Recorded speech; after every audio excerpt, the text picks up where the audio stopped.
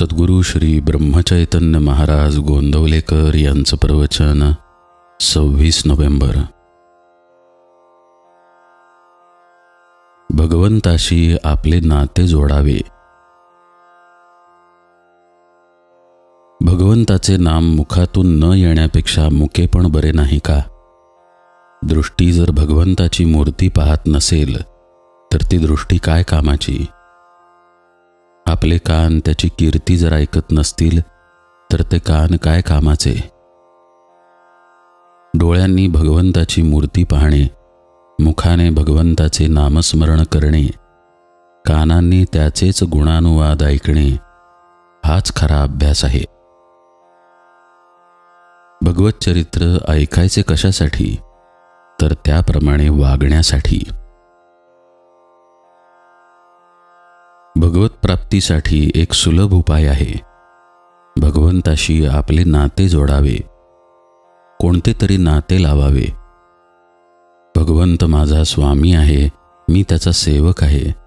तो माता मी लेकरू, तो पिता मी पुत्र, तो पती मी पत्नी, तो पुत्र मी आई, तो सूत्रधार मी बाहुले, असे काही नाते लावावे।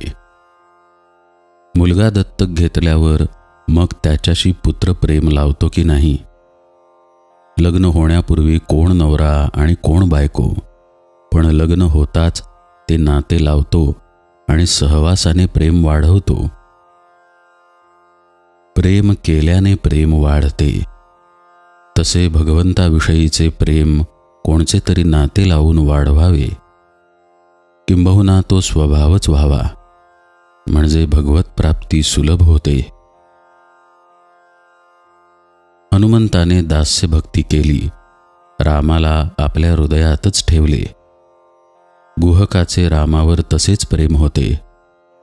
रावणाने शत्रू म्हणून, भरताने भाऊ म्हणून, सीतामाईने पती म्हणून, विभीषणाने मित्र म्हणून, हनुमंताने स्वामी म्हणून भगवंताला आपलासा करून घेतला। ज्या गावात मारुती नाही त्या गावात राहूच नये। मारुती गावात नसेल तर निदान आपल्या घरी तरी ठेवावा। घरात देवाची उपासना करावी। घर हे मंदिराप्रमाणे असावे।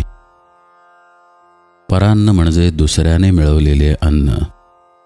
आपण घरी जे अन्न खातो ते देखील परान्नच आहे, कारण अन्नदाता परमात्माच आहे। त्याचे स्मरण ठेवून अन्न खावे। चवीला बळी न पडता जरूर असेल तेव्हा आणि तेवढेच खाणे, याचे नाव सात्विक आहार होय। मुख्य म्हणजे प्रत्येक गोष्टीत भगवंताची आठवण राहिली पाहिजे। मग ते खाणे, पिणे, गाणे, बजावणे, हिंडणे काहीही असो। गायनामध्ये ठरलेल्या सुरात शब्द म्हणायचे असतात, त्यामध्ये भगवंताची आठवण राहणे कठीण असते। गायन हे करमणुकीकरिता असले तरी भगवंताला अशा प्रेमाने आळवावे की त्याच्या डोळ्यात पाणी यावे। राम आपल्या जरुरीपुरते कुठेही देतो, म्हणून भगवंत देईल त्यात समाधानाने राहायला शिकावे। प्रपंचात दुःख प्रसंग आले म्हणजे मग रामस्मरण होते, तसे ते सर्व काळी करावे। रामावर श्रद्धा पूर्ण असावी, म्हणजे आपली काळजी त्याला वाटते।